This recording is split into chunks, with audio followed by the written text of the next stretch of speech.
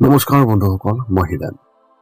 আজি এই ভিডিঅ'ৰ উদ্দেশ্য হৈছে আপোনাৰ জন্ম লগ্নৰ তালিকাৰ পঞ্চম স্থানত কেতুদেৱৰ উপস্থিতিয়ে আপোনাৰ জীৱনত কেনেধৰণৰ ফলাফল প্ৰদান কৰিব তাৰে সম্পূৰ্ণ তথ্য আপোনালোকক এই ভিডিঅ'টোৰ জৰিয়তে আগবঢ়াইছোঁ। প্ৰথমে মোৰ এই চেনেলটো আপোনালোকে ছাবস্ক্ৰাইব কৰি ল'ব, যাতে মোৰ পিছৰ ভিডিঅ'বিলাক আপোনালোকে সহজে লাভ কৰিব পাৰে। লগতে মোৰ ভিডিঅ'টো ভাল লাগে যাতে লাইক আৰু শ্বেয়াৰ কৰিব, কমেণ্ট কৰি আপোনালোকৰ মনৰ ভাৱ প্ৰকাশ কৰিব। এতিয়া আহোঁ মূল বিষয়লৈ। বৈদিক জ্যোতিষ অনুসৰি ৰাশিফলৰ পঞ্চম স্থানক সূৰ্যৰ ঘৰ বুলি গণ্য কৰা হয়, আৰু যদি কেতুৰ গ্ৰহকো এই ঘৰত উপস্থিত থকা দেখা যায় তেন্তে ই সেই ব্যক্তিজনৰ বাবে অত্যন্ত শুভ ফল কঢ়িয়াই আনে। এনে ব্যক্তিৰ আৰ্থিক অৱস্থা অতি ভাল হয়। তেওঁলোকৰ পৰিয়ালত 5জন পুত্ৰৰ সন্তান থাকিব পাৰে। কেতু গ্ৰহ যদি এই ঘৰত অশুভ হয় তেন্তে সেই ব্যক্তিজন হাঁফানি ৰোগত আক্ৰান্ত হ'ব পাৰে। ৰাশিফলৰ এই 12টা ঘৰতে কেতু গ্ৰহৰ বিশেষ প্ৰভাৱ থাকে আৰু ইয়াৰ প্ৰভাৱো বেলেগ বেলেগ। এই প্ৰভাৱৰ ফল সেই ব্যক্তিজনে জীৱনত প্ৰত্যক্ষভাৱে দেখিবলৈ পায়। জ্যোতিষৰ মতে কেতুক নিষ্ঠুৰ গ্ৰহ বুলি গণ্য কৰা হয় যদিও ৰাশিফলত কেতুক শুভ স্থানত উপস্থিত তেতিয়া সেই ব্যক্তিজনৰ বাবে অতি ভাল ফল পোৱা যায়। আনহাতে আক্ৰান্ত হলে অশুভ ফল পোৱা যায়। কেতুৱে পঞ্চম ঘৰটোক কেনেদৰে প্ৰভাৱিত কৰে সেই বিষয়ে বিতংভাৱে এই ভিডিঅ'ত অন্বেষণ কৰা হৈছে। এতিয়া আপুনি জানি লওক। পঞ্চম স্থানত কেতু গ্ৰহৰ যি তাৎপৰ্য সেই বিষয়ে প্ৰথমে জানি লওক। জ্যোতিষশাস্ত্ৰত কেতুক অশুভ গ্ৰহ বুলি গণ্য কৰা হয়। অৱশ্যে ইয়াৰ ফলত সদায় বেয়া আৰু অশুভ ফল পোৱা নাযায়। কেতুৱেও বিশেষভাৱে শুভ ফল কঢ়িয়াই আনিব পাৰে। ই আধ্যাত্মিকতা, ত্যাগ, পৰিত্ৰাণ, তান্ত্ৰিক জ্ঞানৰ এক কৰায়। জ্যোতিষৰ মতে ৰাহুৰ কোনো ৰাশিৰ মালিক নহয়। অৱশ্যে ধনু ৰাশি ৰাহুৰ সৰ্বনিম্ন ৰাশি আৰু কেতুৰ সৰ্বোচ্চ ৰাশি বুলি গণ্য কৰা হয়। মিথুন ৰাশিত কেতুক দুৰ্বল আৰু ৰাহুৰ উচ্চ ৰাশি বুলি কোৱা হয়। 27টা নক্ষত্ৰৰ ভিতৰত কেতু গ্ৰহ মালিকী স্বত্ব আছে অশ্বিনী, মঘা আৰু মূলা নক্ষত্ৰৰ। পৌৰাণিক শাস্ত্ৰ অনুসৰি কেতু স্বৰভানু অসুৰৰ তলৰ অংশ, আনহাতে ৰাহুৰ মূৰ অংশ বুলি বিশেষভাৱে চিহ্নিত কৰা হৈছে। জন্ম তালিকাৰ পঞ্চম স্থানক মূলতঃ সন্তান আৰু জ্ঞানৰ ঘৰ বুলি জনা যায়। এই ঘৰটোৱে সেই ব্যক্তিজনৰ তথ্য বিশেষভাৱে ধৰিব পাৰে। মানসিক ক্ষমতা আৰু কোনো বিষয়ৰ বিষয়ে কিমান সহজে জানিব পাৰে সেই কথা প্ৰতিফলিত কৰে। পঞ্চম স্থানে এজন ব্যক্তিৰ গুণগত সম্ভাৱনাকো বিশেষভাৱে বুজায়। পঞ্চম ঘৰটোৱে প্ৰেমৰ সম্পৰ্কক বিশেষভাৱে প্ৰতিনিধিত্ব কৰে। প্ৰেমত সফল হ'বনে নহয় সেয়াও এই ঘৰটোৰ দ্বাৰাই জানিব পাৰে।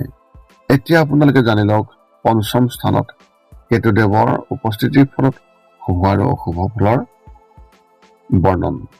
1 নম্বৰ হৈছে পঞ্চম স্থানত কেতুৰ প্ৰভাৱৰ বাবে এজন ব্যক্তি শক্তিশালী হৈ উঠে। এই ঘৰত কেতুৱে সন্তানৰ সংখ্যা বিশেষভাৱে কমাই দিব পাৰে। গতিকে তেওঁলোকৰ পুত্ৰ কম আৰু ছোৱালীৰ সংখ্যা বেছি হ'ব পাৰে। এনে ব্যক্তিসকলে গো পালন কৰি এওঁলোকে যথেষ্ট উপকৃত হ'ব পাৰে। তেওঁলোকৰ হাতত যথেষ্ট পৰিমাণৰ পশুধন থাকিব। এই ব্যক্তিসকলে তীৰ্থযাত্ৰা আৰু বিদেশত থকাৰ প্ৰতিও অধিক আগ্ৰহী হ'ব পাৰে। 2 নম্বৰ তথ্য হৈছে এনে ব্যক্তিসকলে পেছাত কাম কৰিবলৈ পচন্দ কৰে যদিও তেওঁলোকৰো চাকৰৰ অভাৱ নাথাকে। জ্যোতিষশাস্ত্ৰ মতে এনে ব্যক্তিসকলেও কিছু প্ৰবঞ্চনাৰ জৰিয়তে অৰ্থ লাভ কৰিব পাৰে। এনে ব্যক্তিসকলে দিয়া শিক্ষাই আনক বহু পৰিমাণে বিশেষভাৱে প্ৰভাৱিত কৰে। 3 নম্বৰ তথ্য হৈছে এই ব্যক্তিসকলৰ বিদেশ ভ্ৰমণৰো প্ৰবল হেঁপাহ, তীৰ্থযাত্ৰা আৰু বহিৰাজ্যত থকাৰ প্ৰতি তেওঁলোকৰ অতি আগ্ৰহ দেখিবলৈ পোৱা যায়। 4 নম্বৰ তথ্য হৈছে এই ঘৰত কেতুদেৱৰ উপস্থিতিৰ যদিহে অশুভ প্ৰভাৱ পৰে তেন্তে সেই ব্যক্তিজনৰ ধৈৰ্যৰ অভাৱ হ'ব পাৰে। এনে ব্যক্তিসকলৰ মনত নেতিবাচক চিন্তাই বিৰাজ কৰিব পাৰে। এনে ব্যক্তিসকলে নিজৰ ভুল সিদ্ধান্তৰ বাবে অনুতাপ কৰিবলগীয়া হ'ব পাৰে। অতি শেষত 5ম তথ্যটো হৈছে অৰ্থাৎ 5 নম্বৰ তথ্যটো হৈছে 5ম স্থানত কেতুৰ অশুভ প্ৰভাৱৰ বাবে এই ব্যক্তিসকলে নিজৰ ভুল ধাৰণা আৰু ভুলৰ বাবে শাৰীৰিক যন্ত্ৰণাত বিশেষভাৱে ভুগিব পাৰে। পৰিয়ালত আত্মীয়ৰ লগত বিবাদৰ সৃষ্টি হ'ব পাৰে। তদুপৰি তন্ত্ৰ মন্ত্ৰ সাধনাৰ জৰিয়তেও তেওঁলোকে বিপদৰ সন্মুখীন হ'ব পাৰে। পেটৰ লগত জড়িত সমস্যা বা আঘাতো ভুগিব পাৰে। এতিয়া আপোনালোকে জানি লওক 5ম স্থানত কেতুদেৱৰ উপস্থিতিৰ যি প্ৰতিকাৰ, সেই প্ৰতিকাৰ আপোনালোকে কেনেধৰণৰ অৱলম্বন কৰিব খুব থুলমূল হিচাপে। কেতুদেৱ যদি কোনো এজন ব্যক্তিৰ এই 5ম স্থানত অশুভ ফল দিয়ে তেন্তে অত্যাধিক মানসিক চাপ বা উদ্বেগ অনুভৱ কৰা প্ৰয়োজন নাই। এনে ক্ষেত্ৰত এই ব্যক্তিসকলে ঘৰতে বা মন্দিৰত ভগৱান গণেশক পূজা কৰিব পাৰে।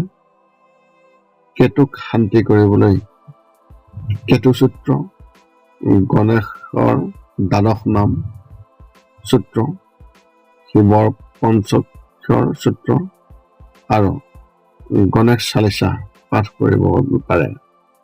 ইয়াৰ উপৰিও বৃহস্পতিবাৰে কলা সৰিয়হৰ গুটি বা উৰাত দালি অৰ্থাৎ মাটিমাহ দান কৰিব পাৰে। এতিয়া আপুনি সকলো তথ্য লাভ কৰাৰ পিছত এই 5টা কাম কৰিবলৈ আপুনি যিমান পাৰি চেষ্টা কৰক।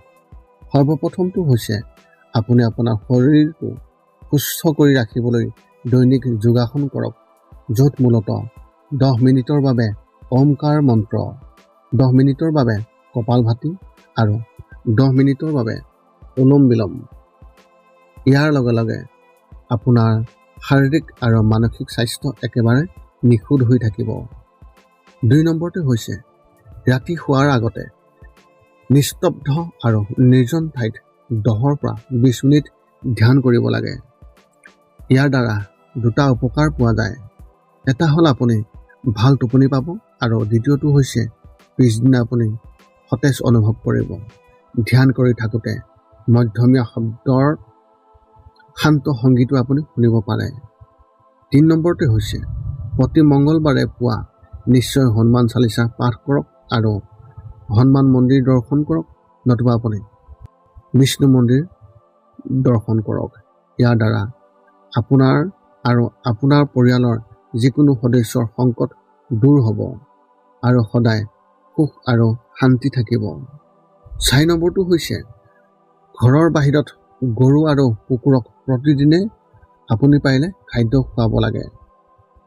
খাদ্য খোৱা আৰু যদি পাৰে চৰাই চিৰিকটি আদিকো খাদ্য আৰু পানীৰ যোগান ধৰক। এই পৃথিৱীখন যিমান আমাৰ সিমানেই সিহঁতৰো। নিতৌ ইহঁতক খুৱাই আমি তেওঁলোকৰ পৰা এক আশীৰ্বাদ লাভ কৰিব পাৰোঁ আৰু আমাৰ ওপৰত থকা গ্ৰহবোৰৰ কুপ্ৰভাৱ দূৰ হ'ব। সদশেষত 5 নম্বৰটো হৈছে আপুনি পাৰিলে মাজে মাজে চৌপাশৰ দুখীয়া ব্যক্তিসকলক আপুনি পাৰিলে সহায় কৰক আৰু ভোকাতুৰ ব্যক্তিসকলক আপুনি পাৰিলে খুৱাবলৈ চেষ্টা কৰক। এই আছিল আপোনাৰ জন্মলগ্ন তালিকাৰ 5ম স্থানত কেতুদেৱৰ উপস্থিতিৰ ফলত আপুনি কেনেধৰণৰ শুভ আৰু অশুভ ফলাফল লাভ কৰিব তাৰে সম্পূৰ্ণ বৰ্ণন আৰু কেনেধৰণৰ প্ৰতিকাৰ অৱলম্বন কৰিব সেই তথ্য আপোনালোকে লাভ কৰিলে। যদি মোৰ ভিডিঅ'টো ভাল লাগিল তেন্তে লাইক আৰু শ্বেয়াৰ কৰিব, কমেণ্ট কৰি আপোনালোকৰ মনোভাৱ প্ৰকাশ কৰিব আৰু চেনেলটো ছাবস্ক্ৰাইব কৰি থ'লে আমি পুনৰ অন্য এটা ভিডিঅ'ৰ জৰিয়তে পুনৰ লগ পাম আপোনাৰ লগত। পুনৰ লগ পাম অন্য এটা ভিডিঅ'ত। আজিলৈ ধন্যবাদ।